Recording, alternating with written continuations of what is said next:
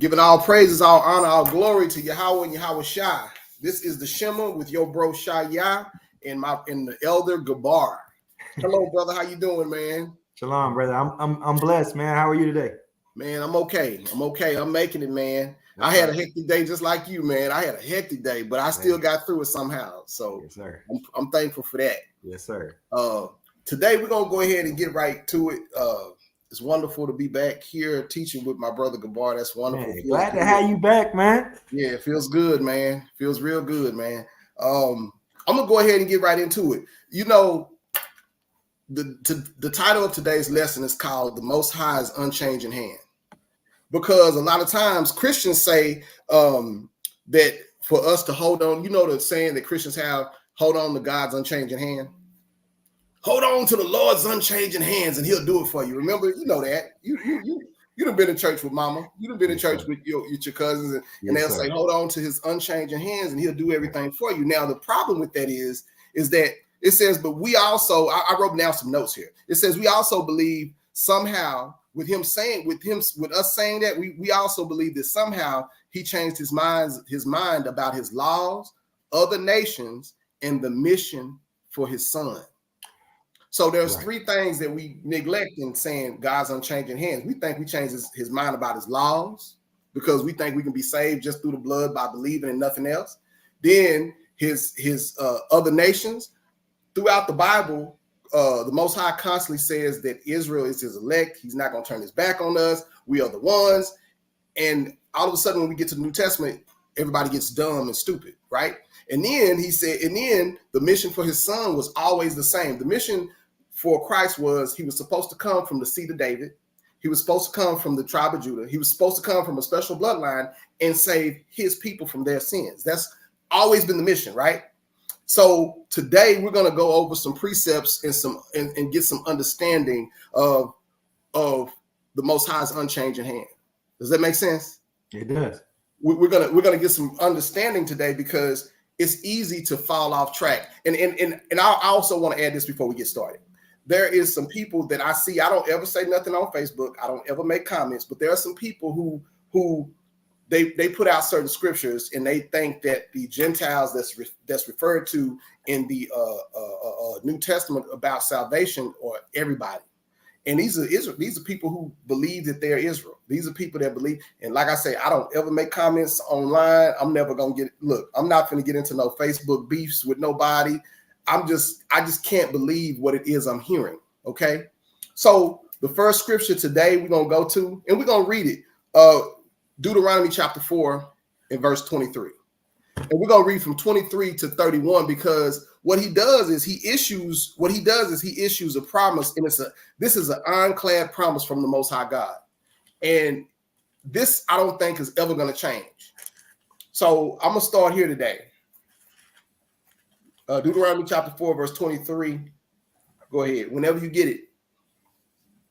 Deuteronomy chapter 4, verse 23.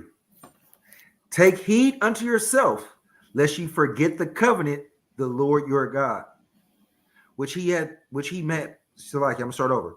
Deuteronomy 4, verse 23. Take heed unto yourself, lest you forget the covenant of the Lord your God, which he made with you, and make you a graven image, or the likeness of anything which the Lord thy God hath forbidden thee.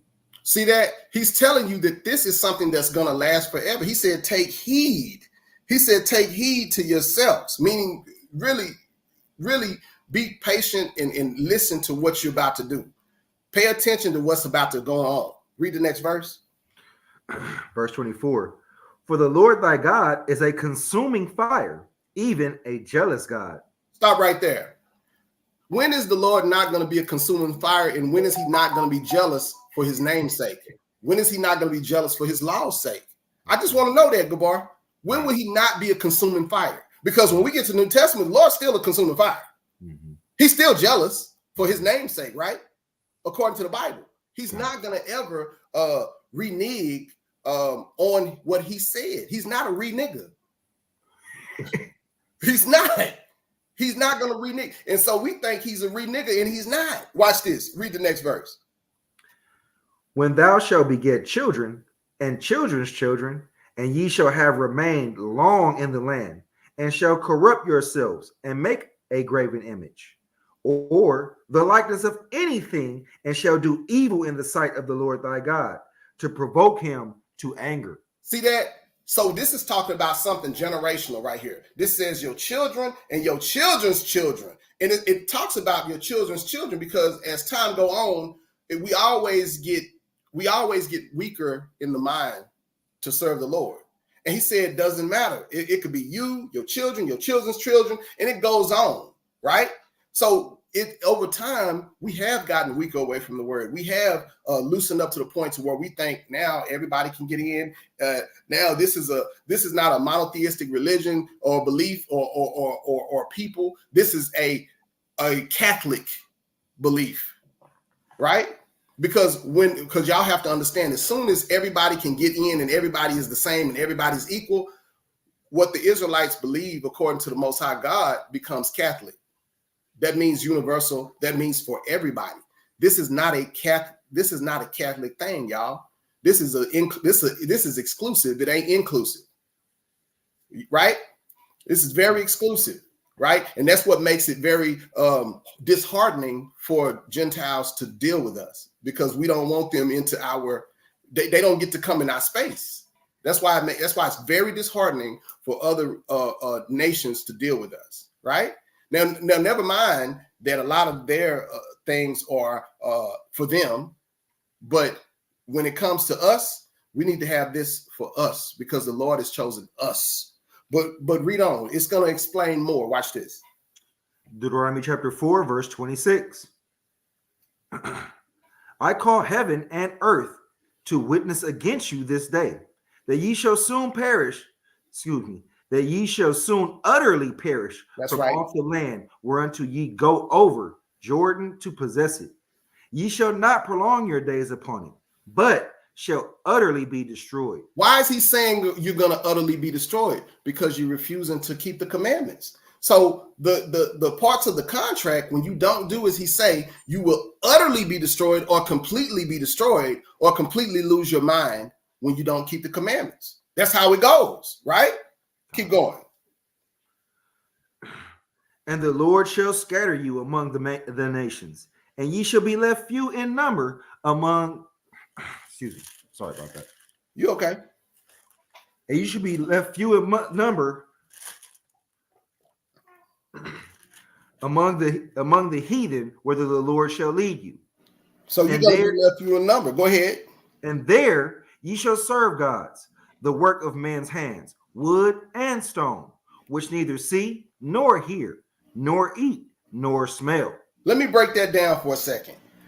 When he says you're going to serve other gods which don't see, eat, hear, or smell, we have always been a people who have given the Most High his glory without using what they call symbolism. We've never used symbols. We've never used stones. We've never used, the only stone we ever used was the altar that we sacrificed on. That was it. The only stone that we used was to sacrifice and create a great, a sweet savor smell to the Most High God. And I'm gonna show y'all what altars that we're talking about. Today's altar. What would be an example of today's altar that we sacrifice on today? Would be a barbecue pit.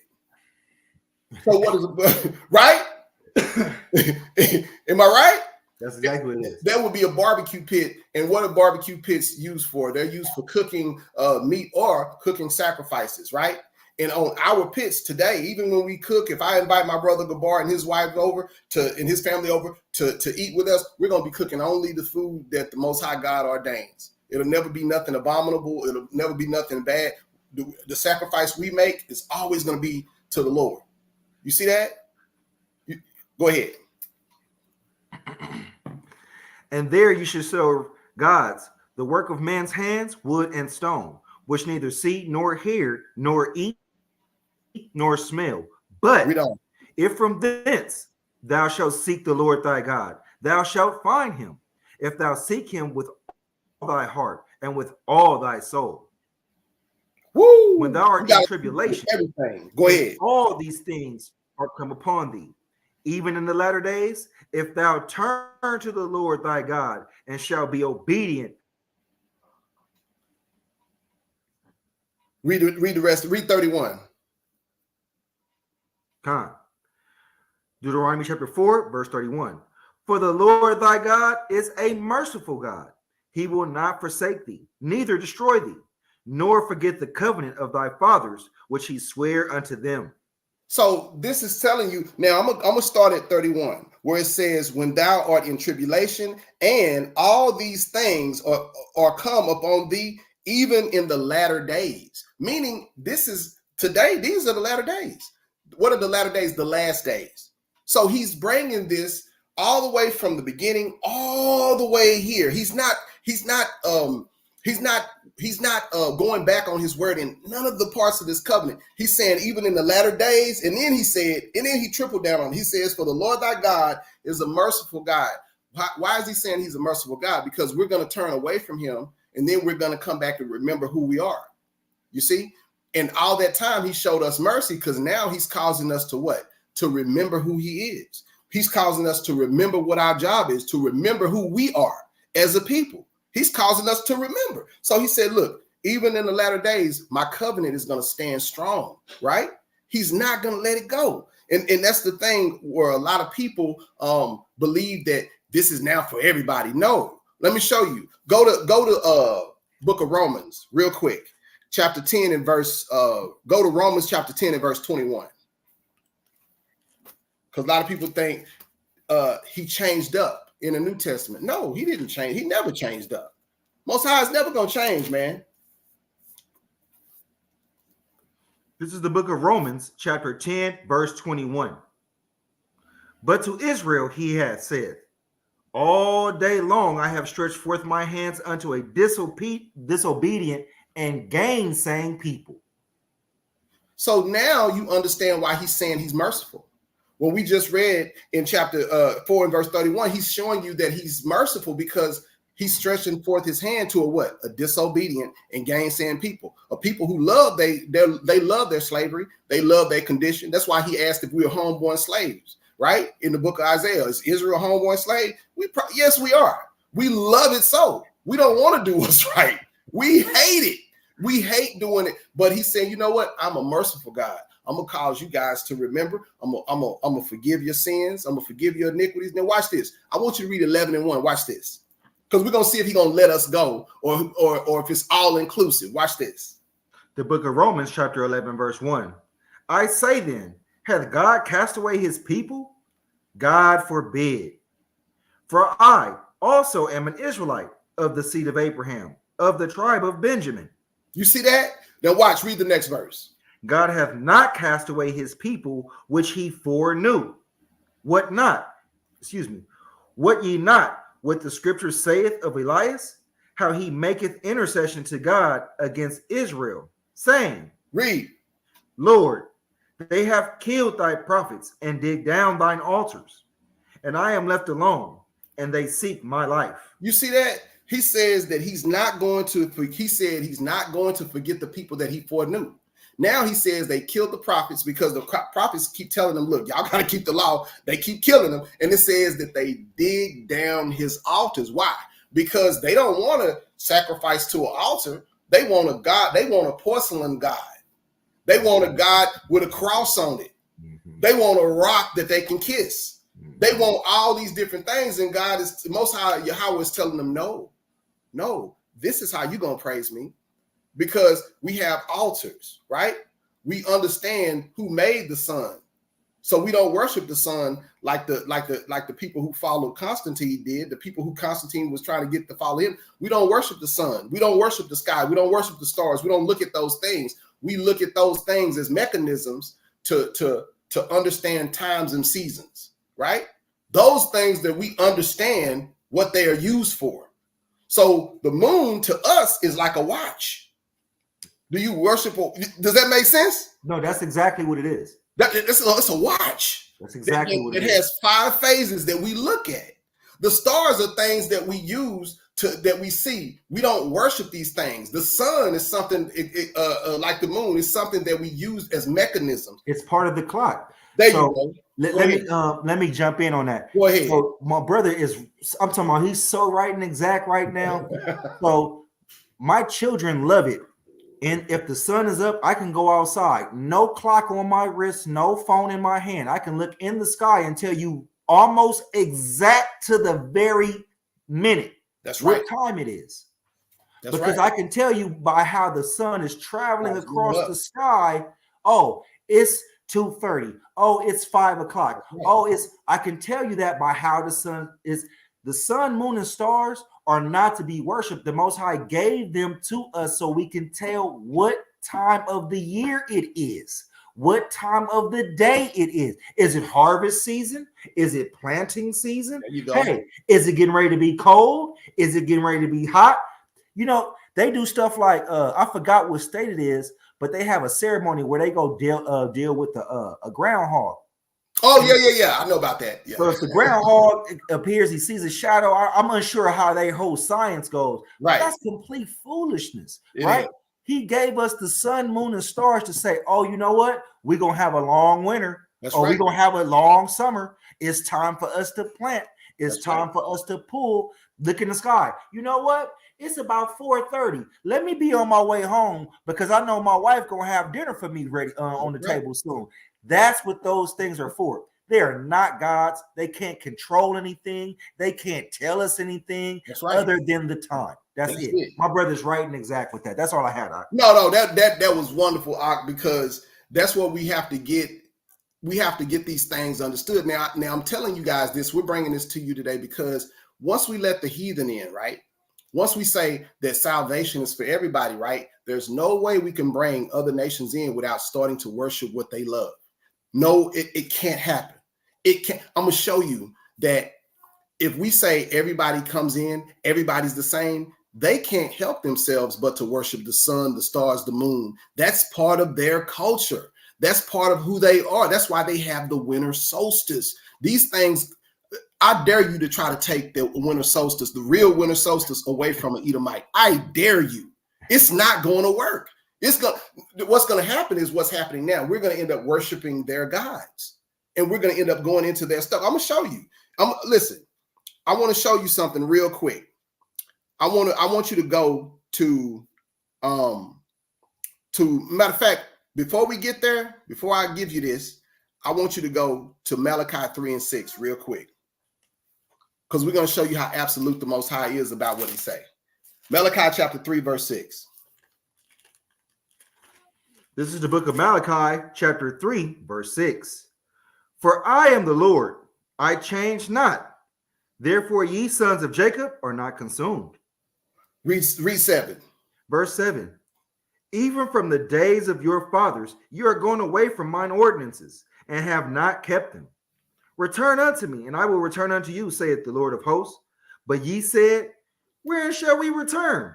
Watch this. Now you see that he's telling you that he is commanding us to keep his ordinances, and he's telling us, look, I'm never going to change.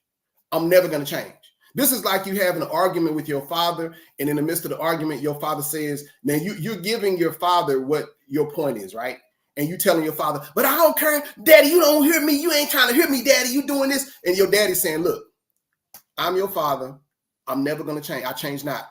And then you're going to keep my commandments, and you're going to do what I say at the end of the day. This is what the Most High is saying to us right here.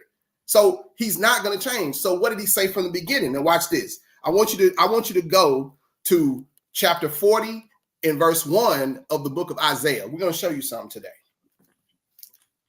Isaiah chapter 40 and verse 1. Watch this. This is the book of Isaiah chapter 40 and verse 1. Comfort ye my people, saith your God. Speak ye comfortably to Jerusalem, and cry unto her, that her warfare is accomplished, for she hath received the Lord's hand, double for all her sins. You see that? So he's telling us, okay, he said, comfort ye, my people, saith the Lord. He says, but her warfare, what warfare? The fight that we're constantly in to keep these laws, the fight that we're constantly doing. And then he says, for the punishment, because remember, if we do right, we get what? We get blessings, right? But if we do bad, what do we get? We get curses, right?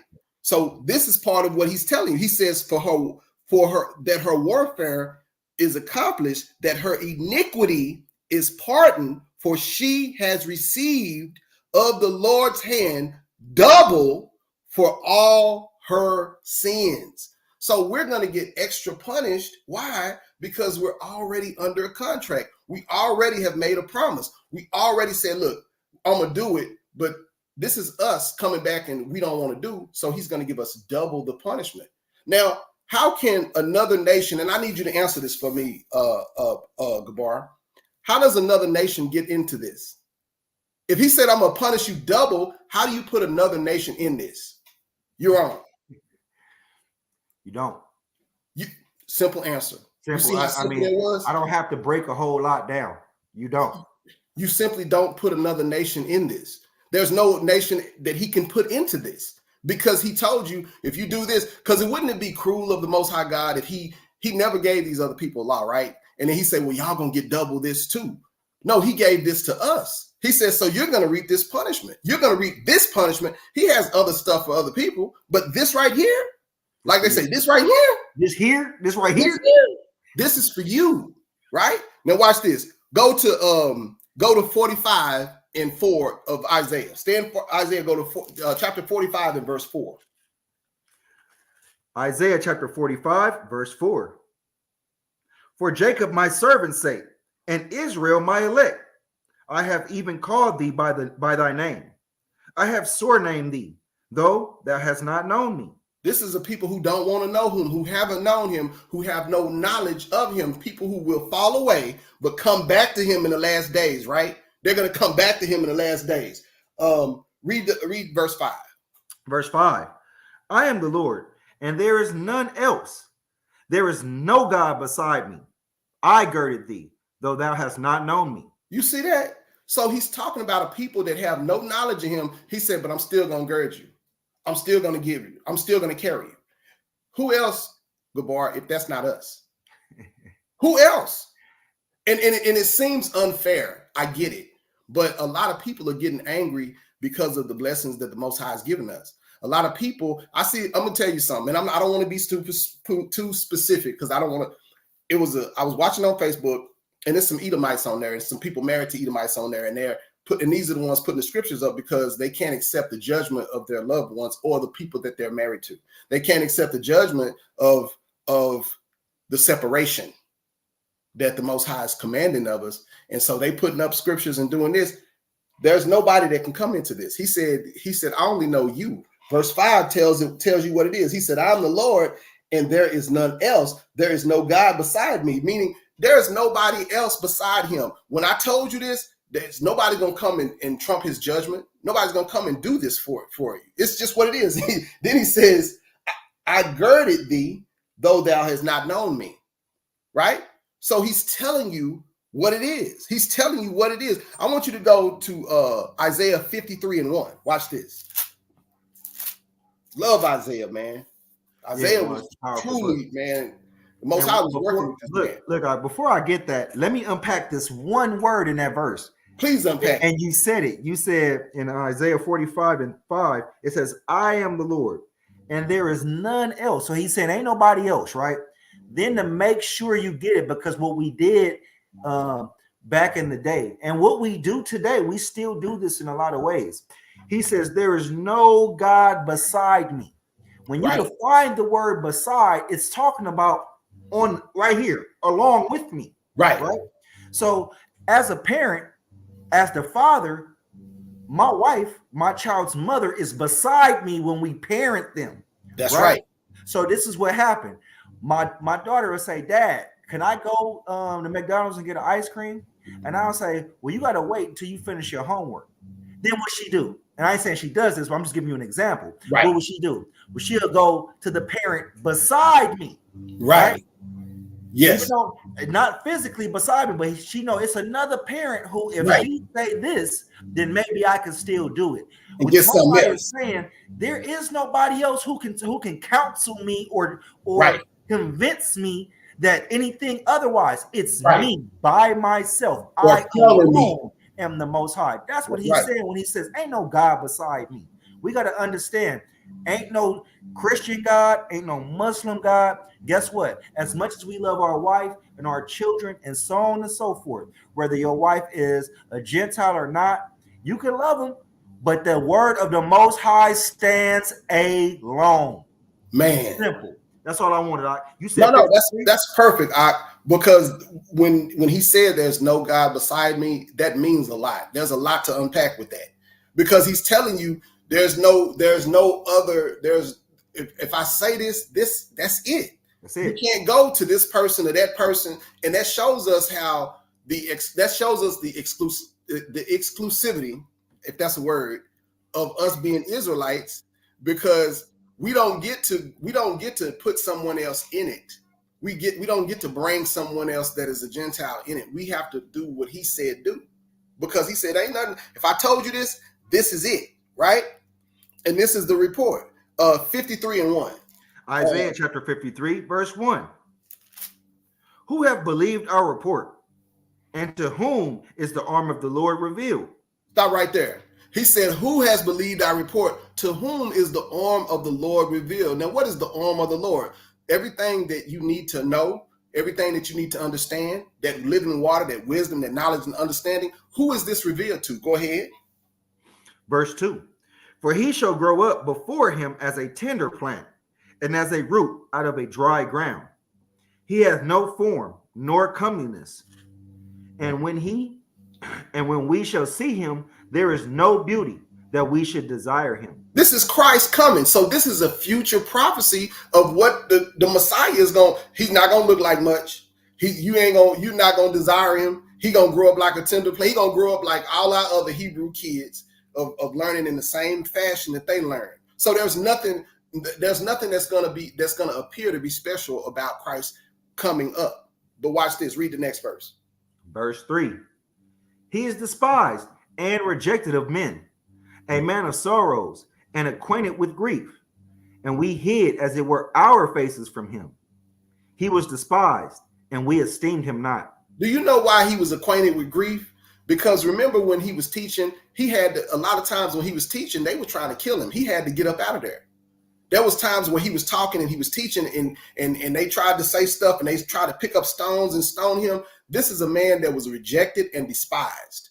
He was rejected and despised. And there are many, many precepts in the New Testament that we can go to, and it can show you that the people began to pick up stones to kill him, and the people got mad at him, and it says the people tried to lay hands on him, and he got up out of it. It's a lot of examples of him being rejected, and he's telling the people the right thing. And it's a lot of examples that the scriptures show us that he is constantly being rejected of what? Of his people coming to them. Same thing with us, brother. But read on. Verse 4. Surely he hath borne our grief and carried our sorrows. Yet we did esteem him stricken, smitten of God, and afflicted. Read on. But he was wounded for our transgression. He was bruised for our iniquities. The chastisement of our peace was upon him, and with his stripes we are healed. Damn. Man, if a lot of us truly understood what this was saying, man, like these people that didn't even like him, because this is when they say he was stricken with our grief and all this. Listen, he came and died for people that really didn't even like him for the most part. We had a few that understood, just like we have today, a remnant that understands what his mission truly was and what we really have to do. But he came and died for people that really didn't deserve it. You know, they were no special than anybody else. They were no better but the Most High God chose these people, regardless of how he felt about it. He said, look, this is what the Most High God wants. I'm going to do this for my people. He didn't come because he felt any type of way. He came because he was just being obedient to the Father. How many people could say that? How many people could say, you know what? I want this type of life. I want to be with this woman, right?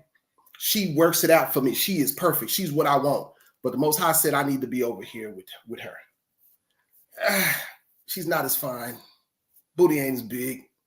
Everything ain't in place where I want. But this is where I want. How many people could actually say that I'm gonna go over here because it's the right way to go? How many people could actually say that they would do that? Right. And the Most High Son, Christ, is doing exactly that, dealing with people that reject him, despise him, don't like him, and he doesn't change. This is something that was already ordained to happen. I want you to go to 1 John chapter 5 and verse 10. This is something that when we don't have the prophecies together, when we don't understand what the real mission was that Christ did, that's when we'll get Gentiles into it and other people into it, and anybody can be saved. And oh no, it's not about us. Israel rejected them. So because Israel rejected them, they don't get no clemency. That's where we get all these nonsenses from. But go ahead. The book of 1 John, chapter 5, verse 10. He that believed on the Son of God hath the witness in himself. He that believed not God hath made him a liar, because he believed not the record that God gave of his Son. You see that? So if you don't believe the record that he gave, we just read the record in chapter 53 of Isaiah. We just read the record of chapter 40. We just read the record, right? In chapter 45. We just read the record. These are things that he's telling us. So if you don't believe the record all the way up into the New Testament, what are you reading it for? What are you trying to understand if you don't believe the record that he sent and the record that he left of his Son? If you don't believe Most High said, you know what? This is how it's going to be, whether you like it or not. If you don't respect his word, you might as well put the book down, right? Go ahead and read on. Verse 11. And this is the record that God hath given to us, eternal life. And this life is in his Son. Read on. He that hath the Son hath life. And he that hath not the Son of God hath not life. Y'all see that? You have to have the Son. You have to understand his purpose. You have to understand what he came for, why he came, the bloodline he came through, who was his people, what was his mission. Listen, these are things that you have to understand.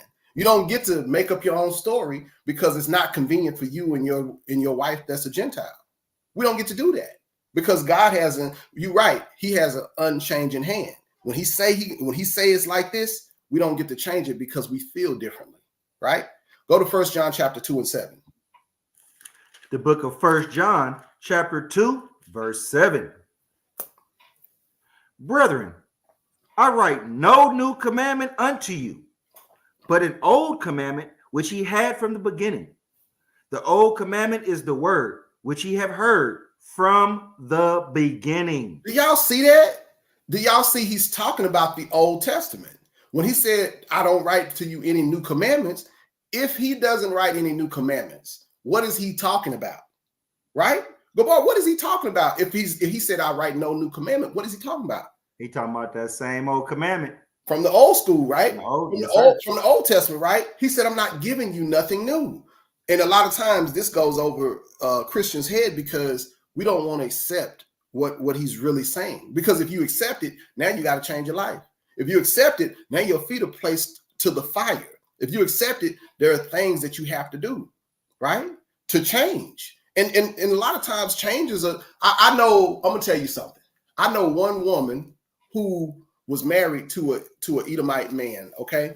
And this ain't all about that, but I just want to give you this quick little anecdote. She was married to an Edomite man. She heard this truth, and she was strong enough to get out of the marriage. She left. I mean, dude was good to her. She told me, we had the conversation. She said, dude was good to her. He never did nothing bad to her about her house, all. It was just good to. She said when she heard the truth, she understood it. And she said she understood that wasn't for her. That's how many people that strong? I don't know many. So we're talking about things that are next to impossible to do. When you have feelings for somebody, it'll cloud your judgment. It'll cloud your thinking, right? Especially if somebody's good to you. If I had Kim Sue, and she rubbing my feet every night. Let me rub her feet. I'm gonna rub her feet. Get my feet. It is good. Rub her feet. She putting the ghetto smack down on my back every night. Oh my God. I would develop feelings for her. Yes, sir. And it would be hard. And I understood this truth. And I was like, damn, I can't be with Moab.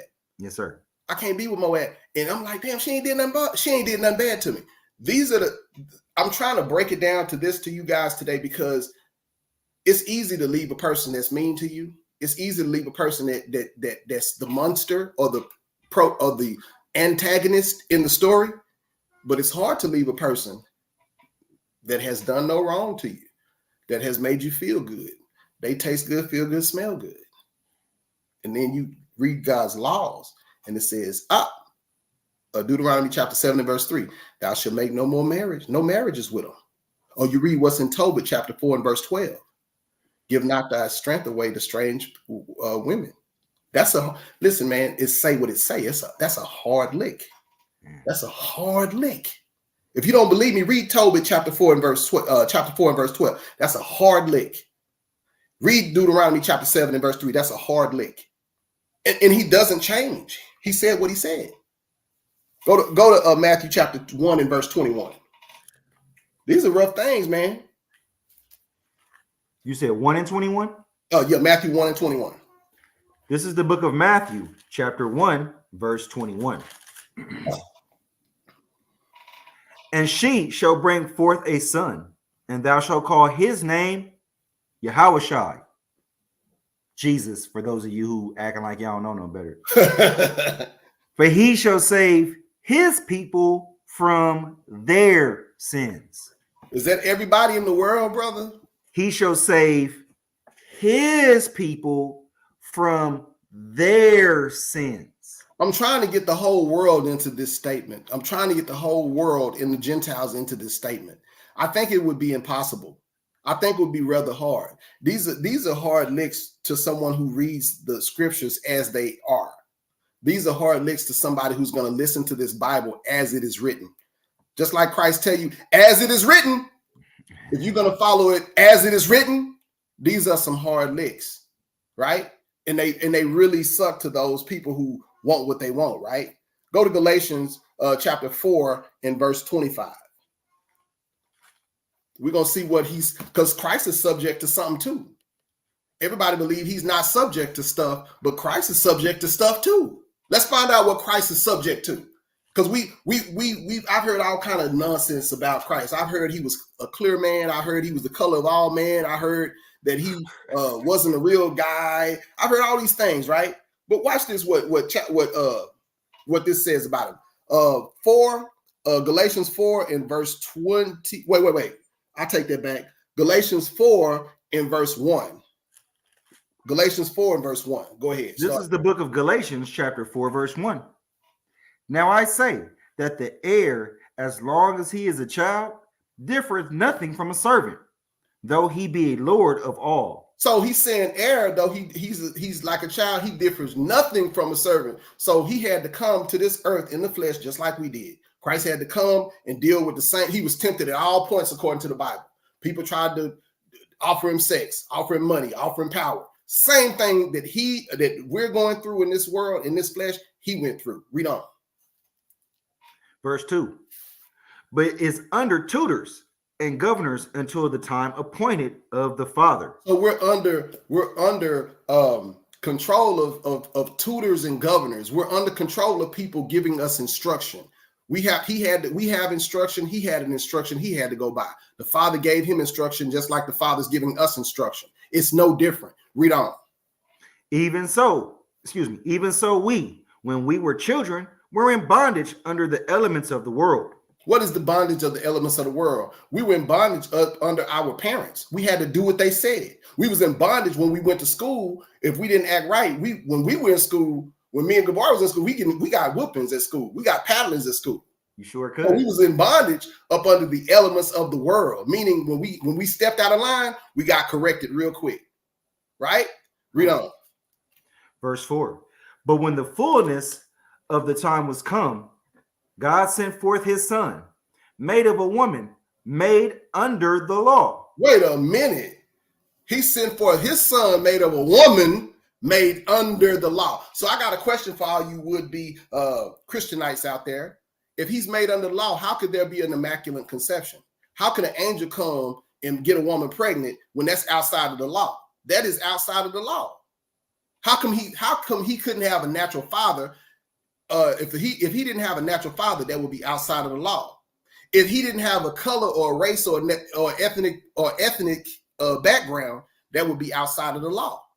So he was right. The Bible says right here, read that again. Galatians 4:4. But when the fullness of time was come, God sent forth his son, made of a woman, made under the law. It says, but when the fullness of the time comes, when the prophecy is fulfilled, when the time is here, right? And he says, God sent forth his son, made of a woman, made under the law. You can't get around that. This is a man who walked the earth, and we're held to the same standards that God held Christ to. That's the part that they really trick you guys out of. The Most High is holding us to the same standards as he's holding his son to. The only difference is we do get some clemency. Once we understand, we do get some mercy. We do get some grace. We get some of that. So once we understand the mission, we got to start walking accordingly, because we have requirements. We got to start walking accordingly. But we don't get to use Christ's sacrifice that he made for us as a get out of jail free card. We don't get to disrespect it. That's the part that people don't get. We don't get to disrespect the sacrifice that he made for us. Go to Hebrews 13:8. Did you have something, brother? No, not yet. Not right now. You killing it. You killing it. Yeah, we don't get to do that, man. Go ahead. The book of Hebrews, chapter 13, verse 8.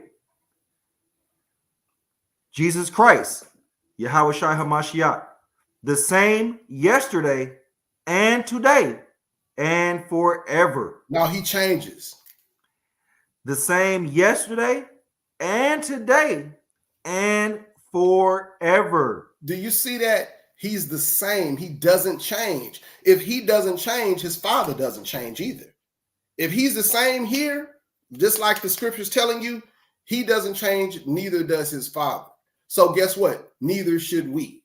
We should not trim our ways for love. We should not trim our ways to seek love. He's telling us exactly what it is. We have to gird up our loins, as it says in Galatians, I think it's chapter 6, where it tells us to gird our loins up. We got to gird up our loins and keep these laws, man. We got to do what the Father say. Last scripture, go to Proverbs 27:17. The book of Proverbs, chapter 27 and verse 17. We got to gird these loins up, man.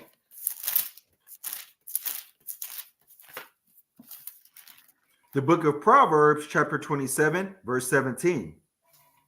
Iron sharpeneth iron, so a man sharpeneth the countenance of his friend. So this is how we're going to get there. We're going to use each other. I'm going to use my brother Gabar is going to help sharpen me. If I'm going to help sharpen my brother Gabar, we're going to sharpen each other to get each other there. That's how this thing works. You don't get to be an individual light. You don't get to do it by yourself. Iron sharpeneth iron. That's how it works. Now watch this. Read the next verse. Verse 18. Whoso keepeth the fig tree shall eat the fruit thereof. So he that waiteth on his master shall be honored. You see that? We're waiting on Yahushua. If you keep the fig tree, what is the fig tree in this parable? The fig tree is his law, statutes, and commandments. This is the fig tree. This is the way to keep them. If you keep his law, statutes, and commandments, you're going to be honored. And if you wait on your master or your master teacher, right, which is Yahushua, you're going to get honor. Read the next verse. Verse 19. As in water face answereth to face, so the heart of man to man. You see that? You see that? As in water, face answers to face, right? As to man, he says, so the heart of man to man. This is how you're going to learn these things. You're going to learn these things through reasoning with your brothers, through coming and fellowshipping with your brothers, through having an understanding, but it's going to be man to man, face to face. When things get hard, you're not going to run away like a little girl. You're going to stand up manfully and keep these commandments, just like it says in is it 1 Samuel chapter 2 and verse 2 or 2 Samuel chapter 2 and verse 2, where it says stand up manfully, where David was about to die, and his father, Solomon, he's charging him. He said, stand up manfully and keep these commandments. You're gonna be a man and you're gonna keep these commandments. You're gonna do like you're supposed to do, But that's all I got. You got anything? That was right and exact. Right? No, I don't have anything, man. It was on fire. It was on point. I don't want to mess with it. That's why I was being quiet. I was like, "Ooh, let me." we got to do this thing, man, and we got to remember that the Most High, His hand does not change. That's why I titled it "The Most High's Unchanging Hand," because He's not going to change. In the more nonsense I hear coming out of Facebook, it just inspires classes like these. It inspires me to do these classes because I'm like, what the hell? I'm going through the feed on Facebook, right? And I try to stay off of it. I don't get on it, as much as a lot of people, but I'm going through the feed and I'm watching these people saying all this nonsense, man, and it bothers me. So I said, you know what? I'm gonna use it in a positive way.